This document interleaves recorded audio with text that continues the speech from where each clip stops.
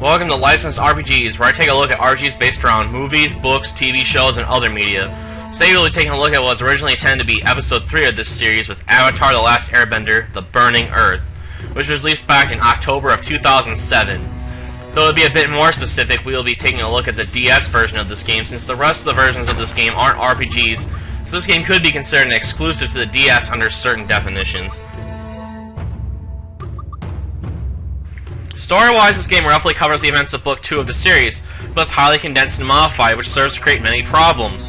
One of the most notable issues, at least once you finish the game, is that the overall length of this title is around 6 to 7 hours long, which is criminally short for an RPG. In fact, this lack of length only begs the question of why so much material was removed in the first place.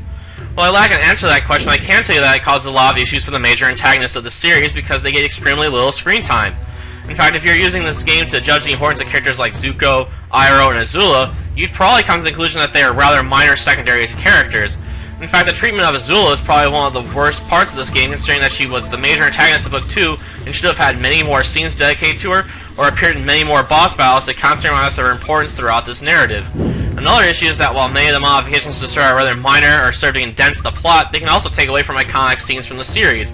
A good example of this is the fact that Mai's father is made into a powerful firebender for this game, which led to the removal of the iconic fight scene between Aang and Azula on the Omashu delivery system.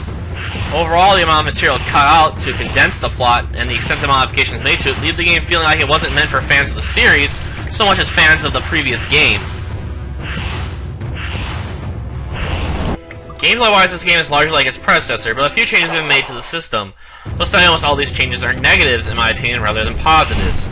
In fact, the only positive change might be the fact that you can carry on far more healing items in this game, since items stack on top of each other rather than each individual item taking up room in your inventory slots. One of the first notable downsides in this game is that you only have access to 2 party members at a time instead of 4 like the previous game. While that alone might be considered by some a nitpick, it is enhanced by the fact you have zero control over who is in your party throughout this game when it comes to progressing through the story. Another issue that constantly pops up is that you're unable to interrupt the special attacks of enemies, but enemies are routinely able to disrupt your attempts at special attacks. Another issue that goes along with this is that special attacks can sometimes pass through targets if the target is also engaging in a special attack. While this would seem like rather minor programming bugs, the AI will sometimes take advantage of these issues in order to land cheap blows on your characters. Well, that pales in comparison to the fact that you can easily juggle enemies in this game, making the overall challenge feel rather lacking. Albeit a few of the bosses will gladly return the favor to you, such as Toph in her one-on-one fight with Aang during Earth Rumble 6. Albeit speaking of Earth Rumble 6, it reminds me of how easy some of the bosses are in this game, such as the host of Earth Rumble 6, that failed to even get in attack during my fight with him. Outside of all these issues with combat, the game is rather bland, to be honest, with you simply running between locations to engage in even more fights with regular enemies or bosses for the most part. Albeit every now and again the game tosses a minigame your way as well, but I find most of these minigames to either be boring or disruptive to the game built around rather simplistic beat-em-up style combat, and I'd be remiss if I left out the terrible platforming in Chapter 6. Graphically speaking, the game is rather solid, with each of the towns and dungeons feeling rather unique and detailed. About the only thing I have to complain about are that the models on the various characters seem to open up from the chin area, but that is a rather minor nitpick in the grand scheme of things. On the sound side of things, the game is rather weak overall. The background music is largely forgivable, with the only standout being the song that plays on the title screen and during the ending credits that comes from the show.